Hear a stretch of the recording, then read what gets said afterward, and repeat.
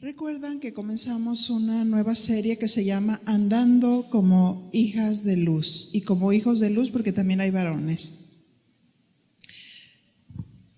Y nuestra segunda lección se llama La gloria y el pecado.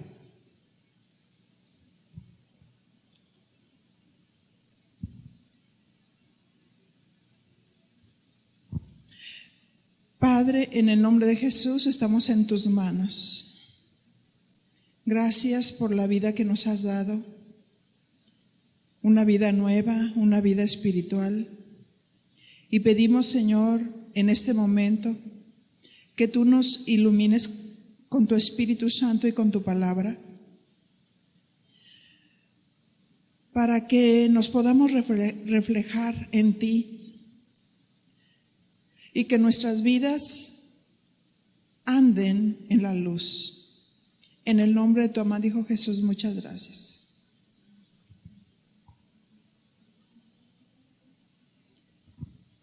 La gloria y el pecado. Cuando se usa esta expresión de la gloria, se está refiriendo a la presencia de Dios.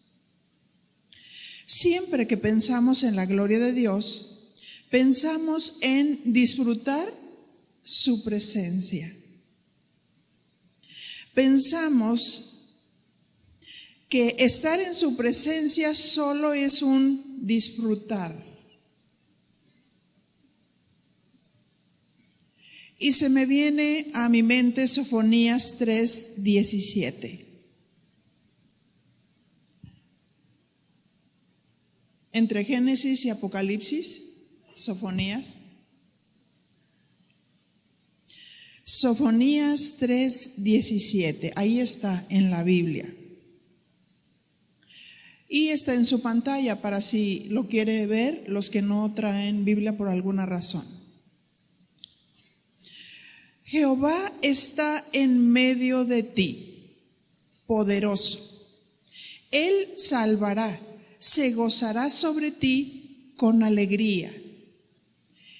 Y dice así, y callará de amor. Se regocijará sobre ti con cánticos. Qué bonito versículo, ¿verdad? Y pensamos, se gozará sobre mí con alegría. Y usa esta palabra, y callará de amor. Qué bonita escena. Cuando empezamos a experimentar esa gloria de Dios y cuando entramos en una adoración exaltada, donde también Dios se regocija sobre mí. Y dice, y calla de amor. Imagínense la contemplación cuando nosotros estamos adorando a Dios. Estamos contemplándolo a Él, pero también Él nos contempla a nosotras, ¿verdad? Y qué bonita expresión cuando dice, callará de amor. ¿Qué es lo que nosotros le inspiramos a Dios cuando dice esta expresión, callará de amor? Y se regocijará sobre ti con cánticos, porque también Dios canta, ¿verdad? No oigo ningún sí. También Él está con nosotros.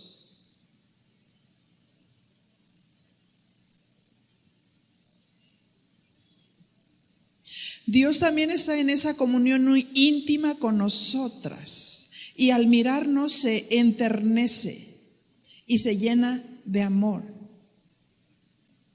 Y se regocija sobre nosotros con cánticos. Esta parte de la gloria y de la presencia de Dios es tan real. ¿Por qué? Porque nuestro Dios es un Dios que está vivo. Dios es espíritu, dice Juan 4:23. Y los que le adoran en espíritu y en verdad es necesario que le adoren.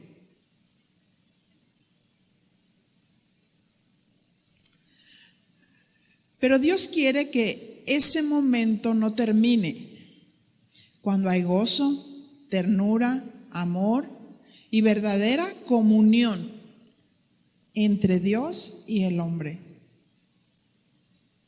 Hay un embelesamiento de parte de los dos, de Dios para nosotros y de nosotros para Dios. Cuando miramos a los ojos a alguien es muy impresionante. Me hace recordar el día de mi boda, cuando nos miramos de frente mi esposo y yo.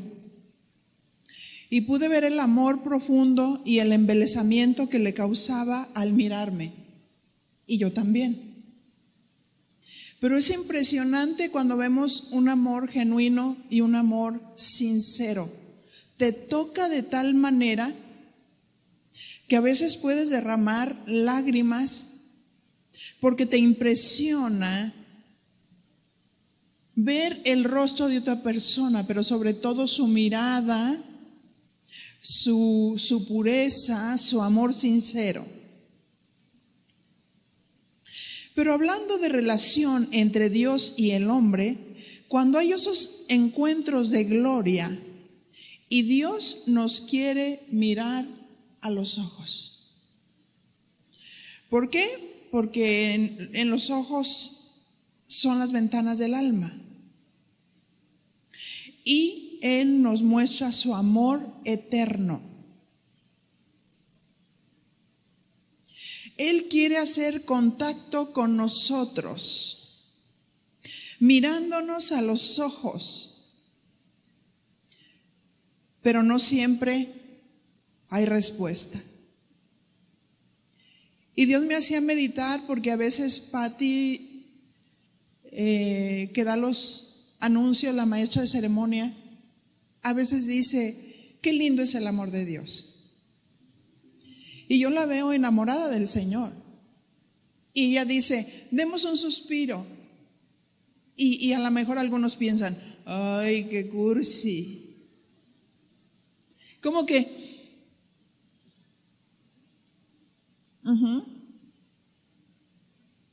pero no siempre Dios encuentra respuesta. Y muchas veces escondemos el rostro y pensamos que estamos bien en nuestra propia opinión. Pero algo sucede cada vez que se manifiesta la gloria. Porque cuando alguien está en santidad y hay esa mutua comunión, hay ese mutuo amor, hay ese mutuo embelesamiento entre Dios y el hombre. Qué hermoso cuando se manifiesta esa gloria, porque hay una fusión entre Dios y el hombre. Pero ¿qué sucede cuando se esconde el rostro? ¿Qué sucede cuando no queremos mirar a los ojos?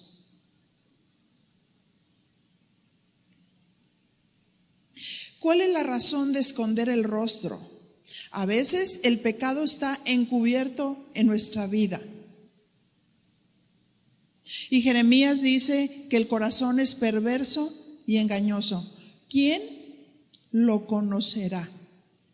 Por eso es tan importante reflejarnos en Él. Por eso es muy importante entrar en su presencia cuando estamos cantando, porque no es lo mismo cantar que entrar en su presencia. Cualquier perico canta. Dígale a su compañero, cualquier perico canta. Pero cantar con el corazón es otra cosa. Cuando cantamos, cuando llegamos a una plena comunión con Dios y nuestro corazón está bien, nuestro corazón está sano, no hay deudas con el Señor, entonces esa presencia de Dios se manifiesta y se fusiona. Y entonces hay ese encuentro, hay ese derramamiento de amor.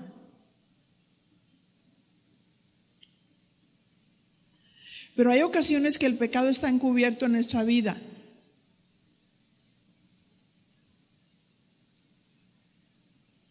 Así es que cada vez que se manifiesta la gloria de Dios, es porque Dios quiere tener comunión con nosotros, pero también, si no se puede tener esa comunión con Dios, cada vez que se manifiesta la gloria, también se manifestará el pecado.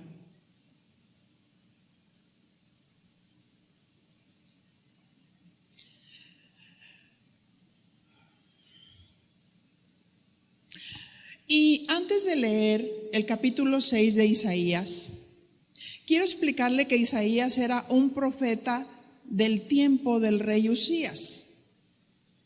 El rey Usías fue un hombre tan inteligente y sobresaliente en todas las cosas que él emprendió. Isaías 6:1, vamos a leer este primer versículo.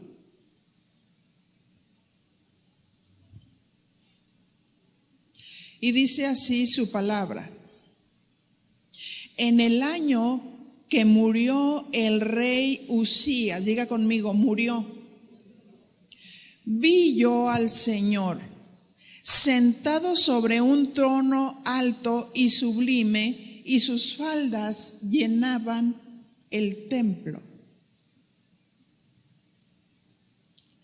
Esa frase es muy significativa. En el año que murió el rey Usías, vi yo al Señor. ¿Por qué razón fue hasta la muerte del rey Usías que Isaías, siendo un profeta de Dios, empezó a contemplar la presencia de Dios? Segunda de Crónicas, capítulo 26, verso 1. Vamos a ver por qué.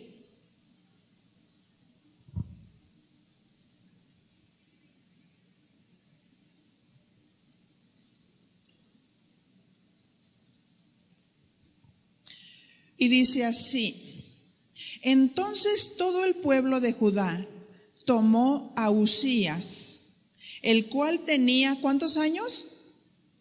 ¿Está leyendo? 16 años de edad. Y lo pusieron por rey en lugar de Amasías su padre. Verso 2. Usías edificó a Elot y la restituyó a Judá después que el rey Amasías durmió con sus padres. Y ahí, como punto número 1 de las hazañas de Usías, dice que edificó a Elot. Verso 3. De 16 años era Usías cuando comenzó a reinar, y 52 años reinó en Jerusalén. ¿Cuántos años? 52. El nombre de su madre fue Jecolías de Jerusalén. Y fíjense lo que dice el verso 4. E hizo lo recto ante los ojos de Jehová, conforme a todas las cosas que había hecho Amasías su padre. Como punto número 2 dice ahí que él hizo lo recto ante los ojos de Dios. Eso significa que él era un hombre de Dios.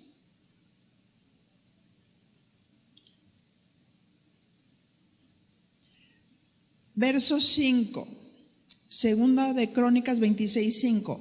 Y persistió en buscar a Dios en los días de Zacarías, entendido en visiones de Dios.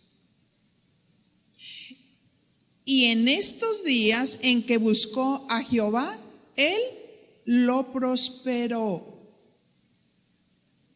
Quiero que notes algo. Él era entendido en visiones de Dios. Así es que quiero que subrayes esa palabra o la tengas muy presente. Dice otro de los puntos importantes, que persistió en buscar a Dios. Y número 4, era entendido en las visiones de Dios. Ahora notemos que cuando estoy narrando esto, el profeta Isaías estaba al lado del rey Usías, para que tomes esa conciencia. Verso 6. Y salió y peleó contra los filisteos y rompió el muro de Gad, el muro de Jabnia, el muro de Asdod, y edificó ciudades en Asdod y en las tierras de los filisteos. Eso significa que Usías fue un gran guerrero y rompió el muro de Gad. Habla de sus hazañas, el muro de Jabnia, el muro de Asdod. Pero también edificó ciudades en Asdod. Y quiero que vayan reflexionando sobre todas las hazañas del rey Usías. Verso 7. Y Dios le dio ayuda contra los filisteos y contra los árabes que habitaban en Gur-Baal y contra los amonitas. Así es que fue un gran guerrero que derrotó a los filisteos y a los árabes. Y quiero decirles que antes se medía el éxito de un rey a través de sus hazañas, a través de sus conquistas. Dice verso 8, y dieron los amonitas presentes a Usías, y se divulgó su fama hasta la frontera de Egipto, porque se había hecho altamente poderoso. Pero recordemos, bajo su contexto, que él era un hombre de Dios, que él era un hombre recto, que era un hombre en las visiones de Dios, entendido en las visiones de Dios. Al leer el contexto sobre la vida de Usías, que empezó a reinar a los 16 años y su reinado terminó a los 52 años, ciertamente si observamos a Usías, él buscaba a Dios. Y Dios le dio sabiduría. Y dice que Dios le prosperó para ser guerrero, para ser constructor. Y para tener visiones de Dios. Esto entendiendo por qué Isaías estaba embelesado con el rey Usías, porque el profeta estaba a su lado y el profeta se dedicaba a las cuestiones espirituales, pero él estaba observando a Usías como rey. Y estaba mirando cómo era un hombre temeroso de Dios. Y eso agradaba al corazón de Isaías como profeta. Y que era un hombre con visiones. Y es algo en el que Dios usa al profeta, visiones. Entonces él estaba contemplando la vida del rey Usías. Y estaba embelesado por su relación que tenía con el Señor, porque era un hombre con visiones de Dios, porque era un hombre constructor, porque era un hombre, tenía tantos talentos y hacía tantas hazañas. ¿Pero por qué razón? Porque Dios estaba con él. Por eso Dios lo bendijo, por eso Dios lo prosperó, por eso Dios lo hizo altamente poderoso. Porque Dios estaba con él.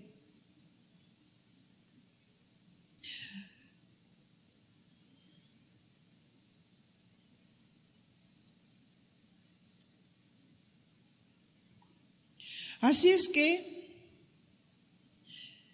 quiero decirte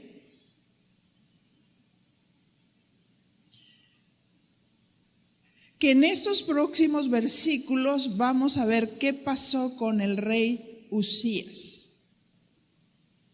Segunda de Crónicas 26, 16. Y nosotros decimos, Dios está con nosotros. buscamos a Dios, amamos a Dios, y aunque tenemos luchas y problemas, nos va bien. Y cuando no nos va bien, nos va mejor.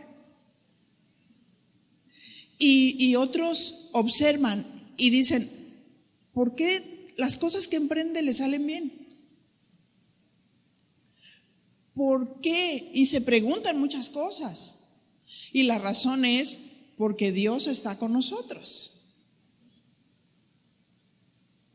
Pero vamos a ver qué sucedió con el rey Uzías. Verso 16.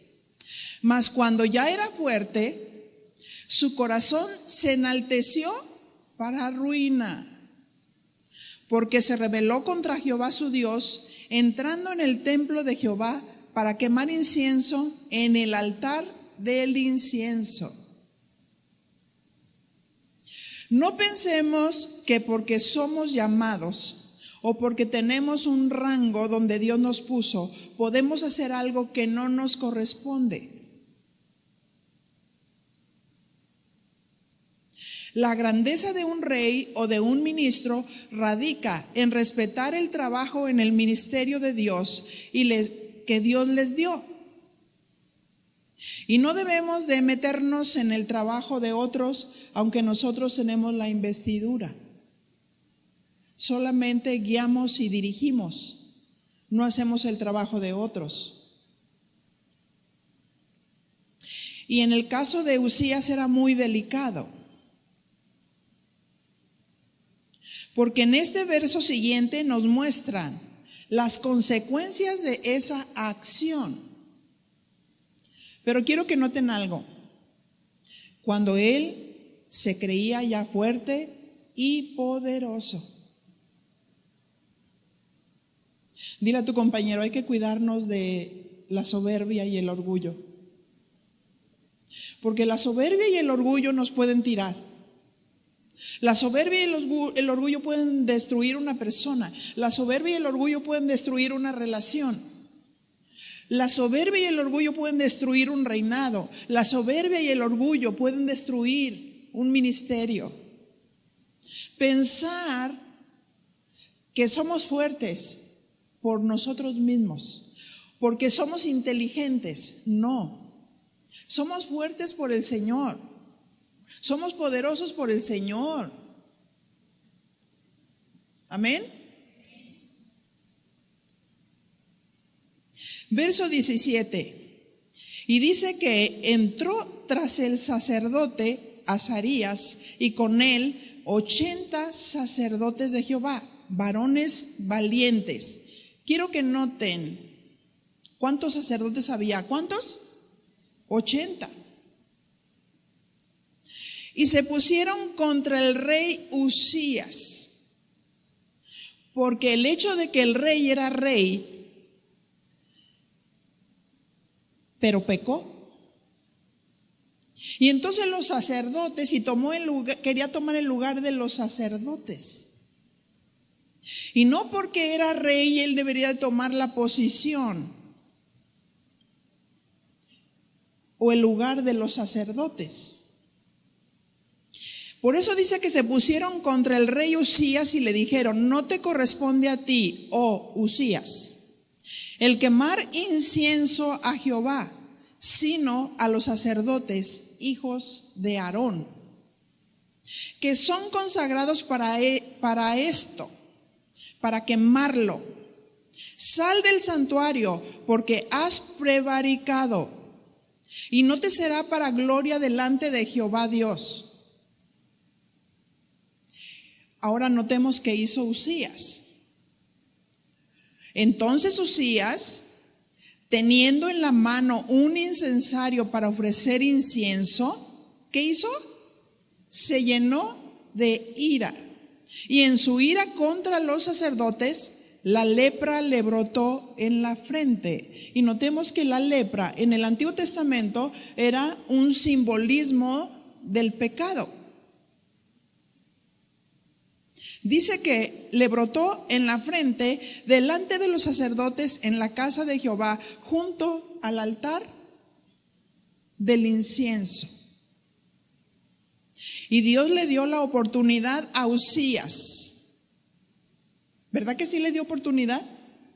Porque vinieron los sacerdotes y le dijo: suelta ese incensario, porque a ti no se te permite quemar incienso, porque tú no eres el sacerdote. Pero él pensaba que porque era el rey, él podía tomar un lugar que no le correspondía.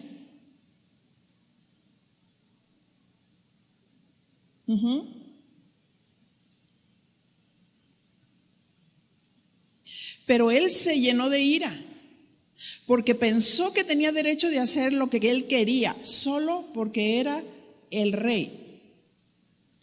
Verso 20: y le miró el sumo sacerdote Azarías y todos los sacerdotes, y he aquí la lepra estaba ¿en dónde?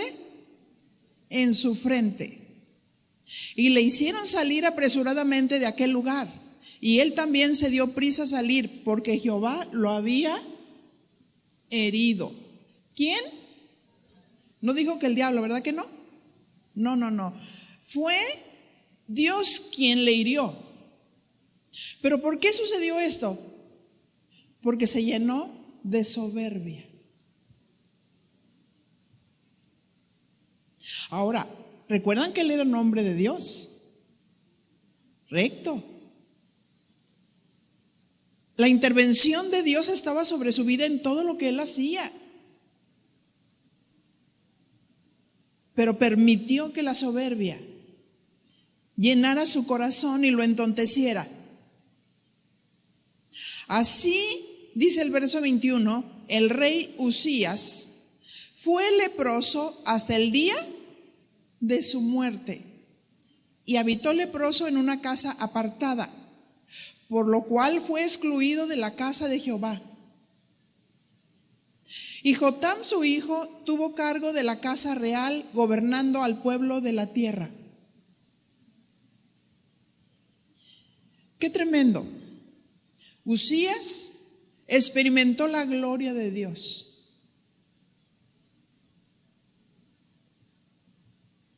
Sin embargo, ignoró la presencia de Dios. Esa gloria cuando desciende y te dice: ten cuidado porque te estás llenando de soberbia.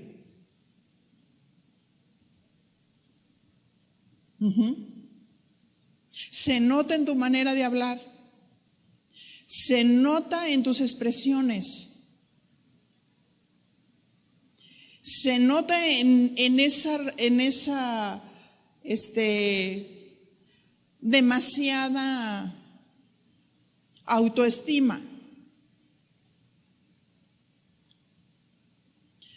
Por eso dice la gloria y el pecado. Porque podemos ser aquí hombres y mujeres de Dios, pero si nosotros no reconocemos a Dios en esa gloria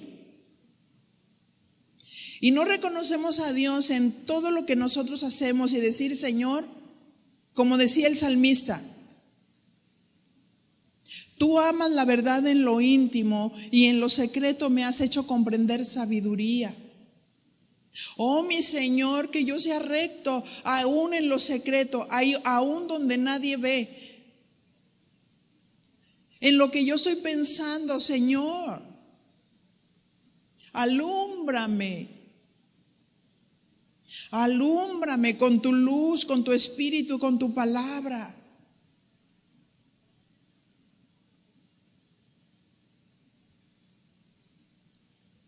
El salmista también decía: líbrame de los pecados que son ocultos.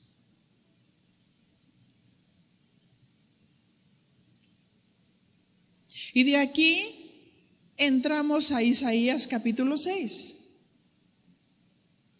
Para entender por qué dice: en el año que murió el rey Uzías, vi yo al Señor sentado sobre un trono alto y sublime, y sus faldas llenaban al templo.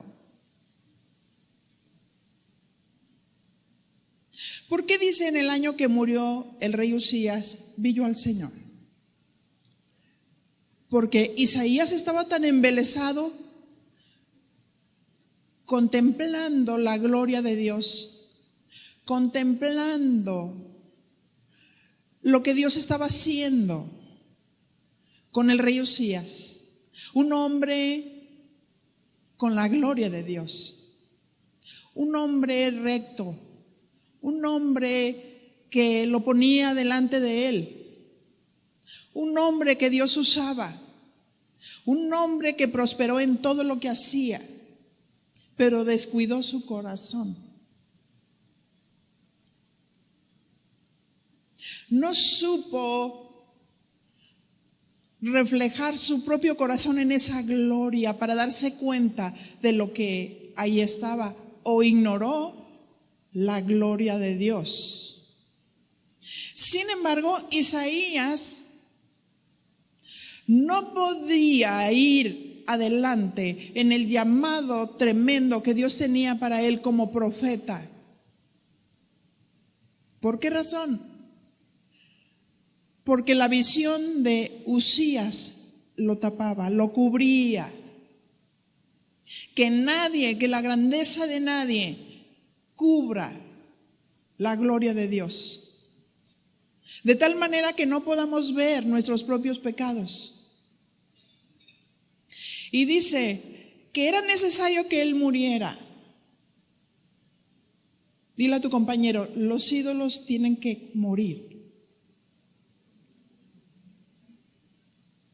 Porque para Isaías se volvió un ídolo.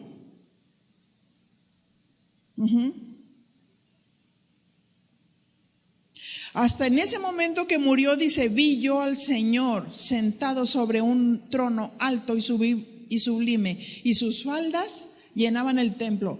No que Dios tiene faldas, es una expresión que se usa para decir que la presencia de Dios llenaba el templo.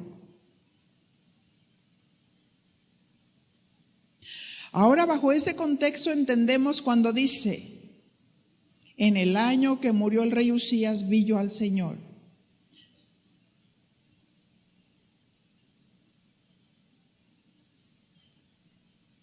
Así es que él fue un ídolo para Isaías. Por estarlo mirando no podía ver a Dios. Opacaba la gloria de Dios, la presencia de Dios. Ahora tú pregúntate, ¿hay ídolos en mi vida? ¿Por qué? Porque un ídolo es lo que ocupa el primer lugar en nuestro corazón, antes que Dios. ¿Qué es más grande que Dios?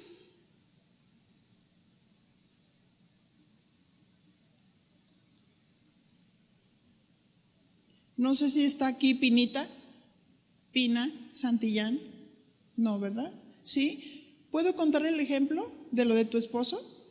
El primer esposo, porque el Señor se lo llevó. ¿Está bien? ¿Me das permiso? Ok. Yo me acuerdo que Pina tenía a su esposo. Y un día Pina me dijo, fíjate Vicky, yo soy tan feliz y tan feliz que si yo no tuviera a Dios, yo sería bien feliz con mi esposo y con todo lo que yo tengo. Pues a su esposo le sale un tumor en la cabeza y se muere.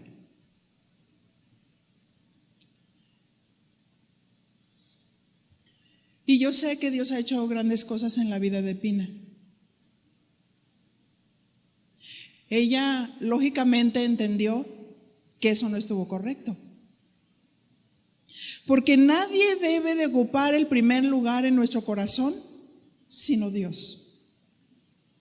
Y es que hay padres que a veces dicen, ay, mis hijos son mi adoración. Y órale, el hijo se rebela, el hijo empieza a andar en drogas y en esto. ¿Por qué? Porque tu adoración debe ser Dios. Tú puedes amar a tus hijos entrañablemente, puedes amar a tu esposo entrañablemente, puedes amar a alguien entrañablemente, pero la adoración le pertenece a Dios. Y no podemos poner a nadie en primer lugar en nuestra vida sino a Dios. porque Dios hace morir los ídolos. Y yo no me quiero morir pronto, por eso yo les digo, es Él, es su gloria, es su presencia. Yo no soy nada sin Dios, igual que usted. Lo grandioso y lo valioso que nosotros tenemos es la presencia de Dios. Y es tremendo cuando vemos que alguien está recibiendo la gloria, la adoración. Adoración es como esto. Cuando alguien viene y te dice, uy, no, si tú no estuvieras aquí, yo me moría. Eso es adoración. Y nadie puede permitir eso. No, si yo le diría, si yo no estuviera aquí, esto estuviera mejor. Porque hay que humillar la carne. ¿No es cierto? Hay que humillar la carne. Y dice la Biblia, no podemos tener un alto concepto más de nosotros mismos que el que debemos de tener. Pensar de nosotros con cordura.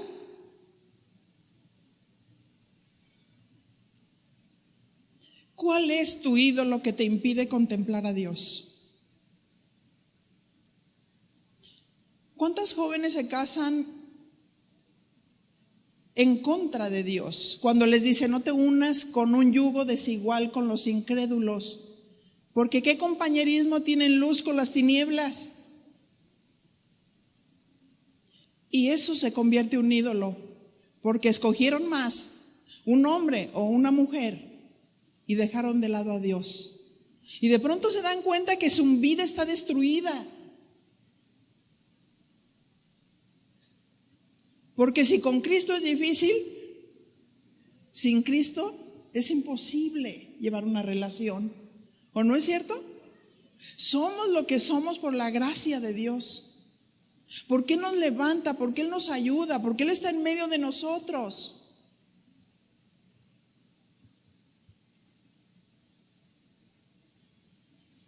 Hay algunos que para ellos su ídolo es su trabajo. ¿Por qué? ¿Es malo trabajar? No, con tu trabajo suples tus necesidades. Pero algunos, su trabajo lo han hecho y lo han puesto en primer lugar, de tal manera que ya no se congregan. ¿Qué me están diciendo con eso? ¿Que Dios es primero en sus vidas?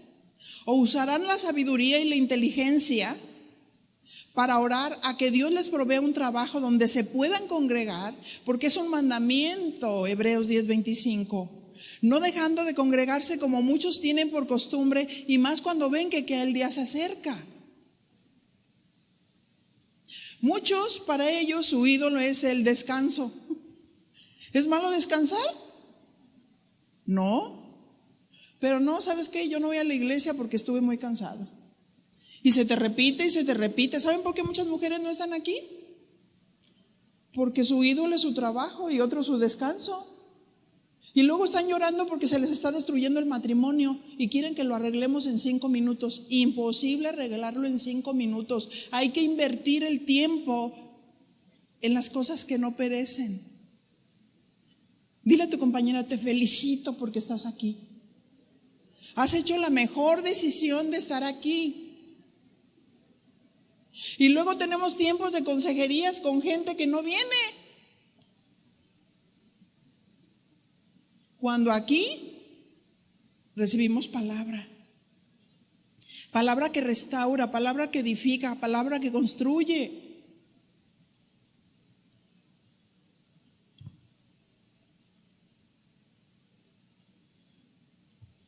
La pregunta es, ¿identificaste tu ídolo? Nuestro tema es la gloria y el pecado.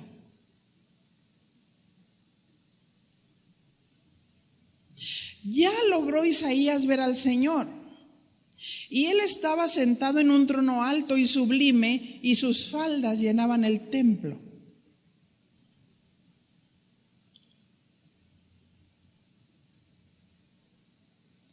La presencia de Dios llenaba el templo. Isaías 6:2. Y por encima de él había serafines. Estos son ángeles serafines Cada uno tenía 6 alas, con 2 cubrían sus rostros, con 2 cubrían sus pies y con 2 volaban. Isaías vio los ángeles serafines.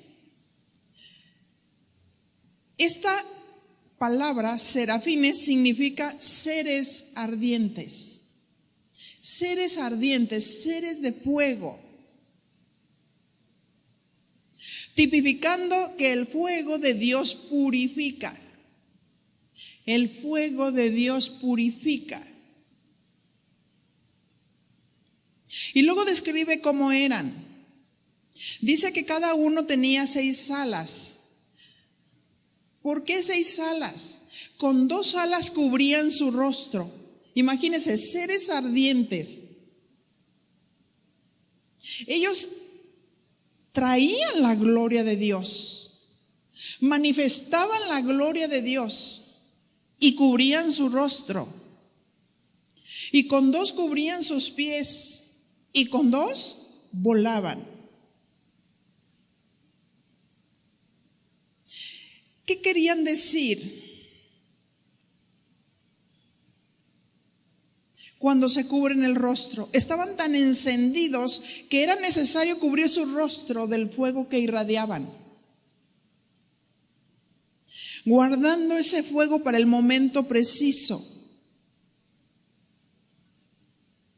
Estos seres ardientes daban voces el uno al otro, diciendo, verso 3, y el uno al otro daba voces, diciendo, Santo, Santo, Santo, Jehová Dios de los ejércitos, toda la tierra se llena de su gloria. Si se fijan, no decían omnipotente, omnipotente, omnipotente. No decían vida, vida, vida, los atributos de Dios. ¿Qué era lo que decían? Santo, santo, santo, porque los seres ardientes con el fuego de Dios purifican. Y el fuego tiene la capacidad para quemar, para purificar, para refinar.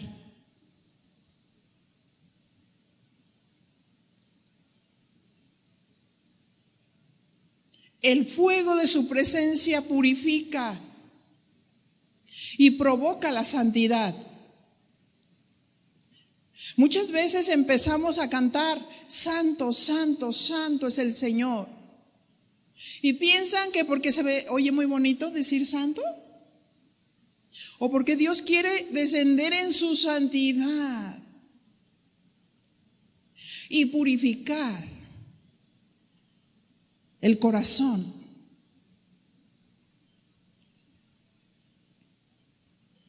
Que el hombre se dé cuenta de su condición. ¿Cómo debemos de servir a Dios? Así cuando cantamos, así cuando estamos en casa, así cuando estamos en cualquier lugar. Y dice el verso 4, y los quiciales de las puertas se estremecieron con la voz del que clamaba. Fíjense, las puertas se estremecieron y la casa se llenó de humo, símbolo en ese momento de la presencia del Señor.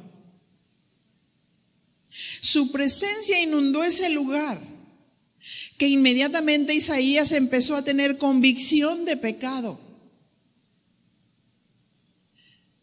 Cuando estamos aquí en ese tiempo de gloria, o estamos en casa, cuando estamos teniendo comunión con el Señor y a una adoración profunda, pueden descender los serafines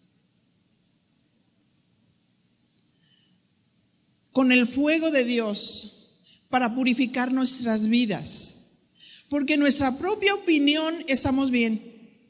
Y decimos, no, es que la soberbia es ella. Es que aquella otra persona es la culpable. es que, pero no nos podemos dar cuenta de nuestra propia condición, no nos podemos dar cuenta de nuestros propios pecados hasta que nos encontramos con la gloria de Dios, con la presencia de Dios. Y fíjese lo que sucede una vez que recibió ese toque de Dios, Isaías 6:5.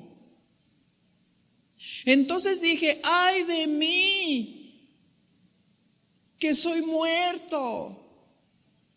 Antes no lo podía ver, ahora sí. Ay de mí que soy muerto, porque siendo hombre inmundo de labios y habitando en medio de pueblo que tiene labios inmundos, han visto mis ojos al Rey Jehová de los ejércitos. En el año que murió el rey Usías vi yo al Señor. No dejes que nadie opaque la gloria de Dios.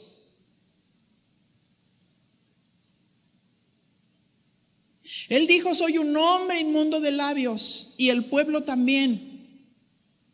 La gloria y el pecado. Siempre que hay gloria, podrá haber profunda comunión. Pero si hay pecados ocultos, la gloria manifestará el pecado.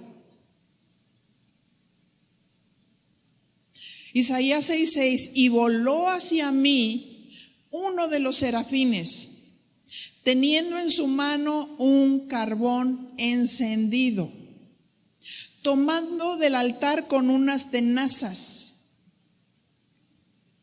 y tocando con él sobre mi boca, dijo, he aquí que esto tocó tus labios y es quitada tu culpa y limpio tu pecado.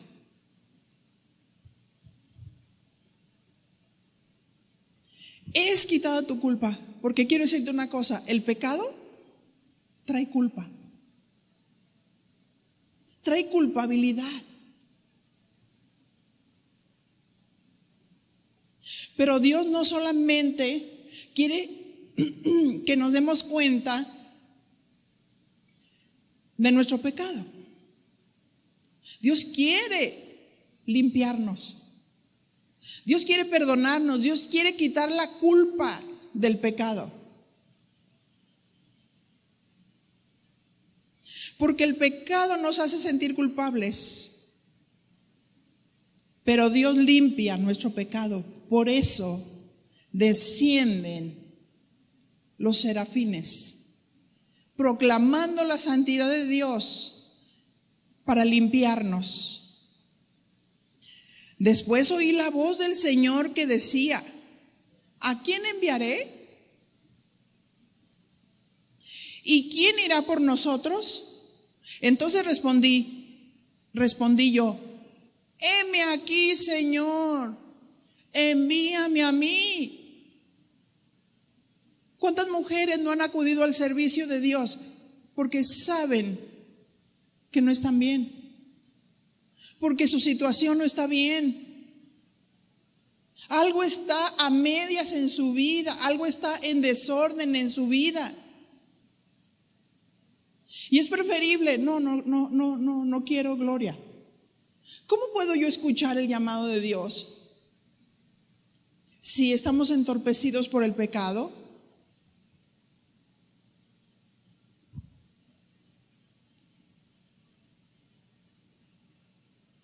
Después de haber contemplado su gloria y después de haber sido convictado de pecado, habiendo sido purificado, entonces podemos servir al Señor en santidad. Entonces yo puedo servir en mi casa en santidad. Entonces yo puedo servir en mi trabajo en santidad. Que me pusieron un 4 y me dejaron un puño de billetes ahí. Santidad. Eso no es mío, yo no lo voy a tocar. En donde quiera que estemos debemos de estar en santidad, porque la gloria de Dios está en nosotros.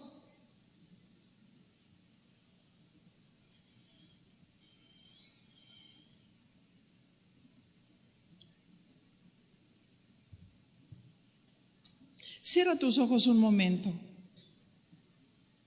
Y quiero decirte que si en esta gloria, en este día, especialmente en este día, Mientras que nosotros estábamos aquí en la presencia de Dios, o en estos momentos, mientras has sido expuesto también por la presencia de Dios a través de su palabra,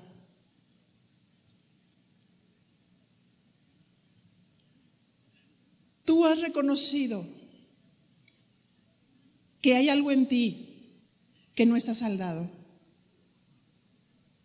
Y Dios no quiere que tú tengas culpabilidad por causa del pecado,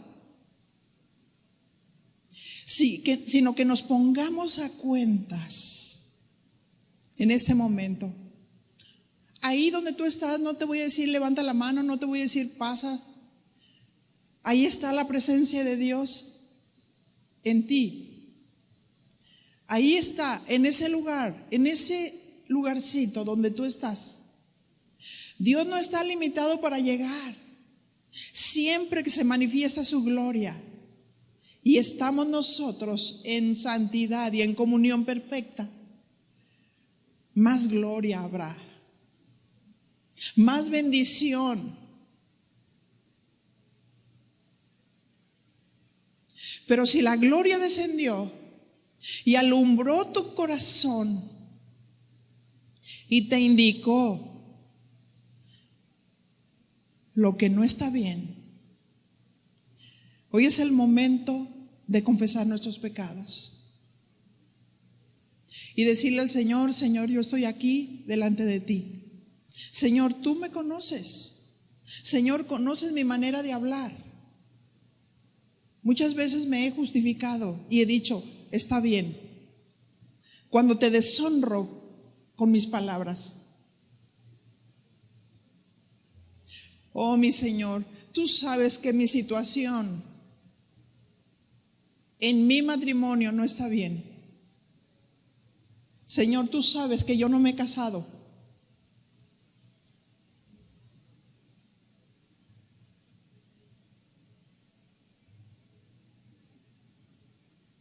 Señor, tú sabes que yo he concebido el pensamiento de unirme a un yugo desigual.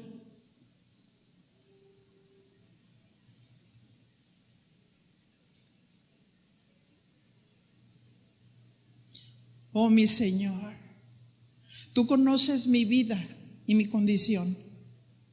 Perdóname, Señor, que yo he justificado este resentimiento y esa amargura que yo tengo en mi corazón, porque he dicho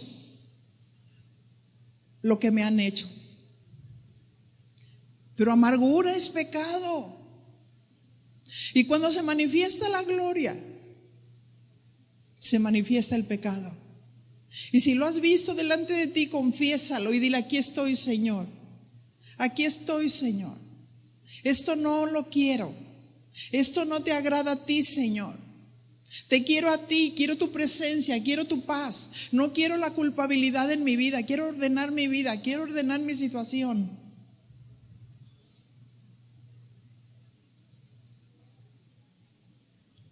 Yo honro, dice el Señor, a los que me honran. ¿Quieres la honra de Dios? Honra al Señor. Refléjalo a través de tu vida, a través de la pureza, a través de la integridad, a través de la rectitud en todas las cosas. Señor, yo recibo tu perdón porque eres bueno. Y tu palabra dice que si yo confieso mis pecados, tú eres fiel y justo para limpiarme de toda maldad. Y mi Señor, muchas gracias. Muchas gracias, Señor, porque eres bueno, porque eres perdonador, porque en el momento en que yo confieso mi pecado y me aparto, me perdonas. Tú me perdonas porque eres bueno.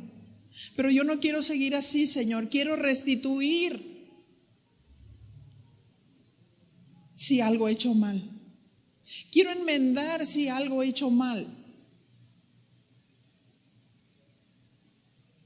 Sí, mi Dios. Quiero honrarte con mi vida. Y siendo un vaso limpio. Puedo decir, heme aquí, Señor, envíame a mí. Heme aquí, Señor, estoy listo, estoy lista para ser tu antorcha, para ser tu luz, en donde quiera que me pare. Quiero ser tu luz, esa luz que brilla en la oscuridad. Que todos vean que tú vives, que tú existes, porque te estamos honrando con nuestra vida, con nuestro ejemplo, alineados, Señor, a tu palabra, alineados a tu voluntad. Oh sí, mi Señor, muchas gracias. Muchas gracias, dile gracias, Señor, por tu amor. Gracias por tu perdón. Y gracias por la oportunidad que me das de vivir en santidad. Oh, mi Señor, te prometo cuidar mis vestiduras. Te prometo no volver a enlodarme. Te prometo enmendar mi vida. Sí, mi Señor, dame la gracia, la fuerza, la entereza para hacer lo que tú quieres, Dios. En el nombre de tu amado Hijo Jesús, muchas gracias. Muchas gracias. Dele un aplauso al Señor y glorifiquemos al Señor porque Él es bueno. Él es bueno.